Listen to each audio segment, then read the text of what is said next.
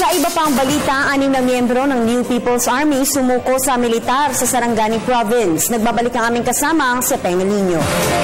Nahirapan dahil sa walang humpay na operasyon ng tropa ng pamahalaan ang dahilan ng pagsuko ng 6 na mga miyembro ng New People's Army o NPA na pumikilo sa Malapatan at Alaber, Sarangani Province.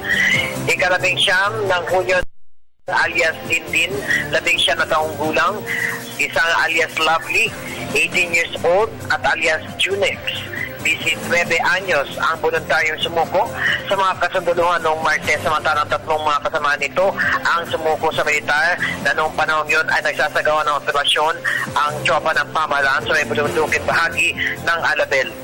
Ayon sa ulat kay Eastern Mindanao Commander, Eastman Commander, Lieutenant General Aurelio Baladat, ng 73rd Infantry Battalion Lieutenant Colonel Ronnie Babak, na ginagawa na nilang ang pagproseso para sa mga pangkabuhayan ng mga sumukong rebelde para sa Comprehensive Local Integration Program o CLIP ng pamahalaan ng Sarangani Province.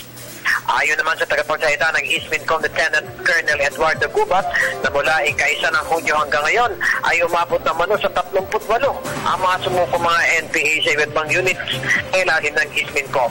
Samantala, pinunoy naman ni Balada ng mga kasunduluhan ng 73rd Infantry Battalion sa pagbabalik loob ng mga rebeldeng NPA sa pamahalaan para makapagsimula muli sila sa kanilang buhay o bagong buhay sa kapatagan at makapiling ang kanilang mga mahal sa buhay.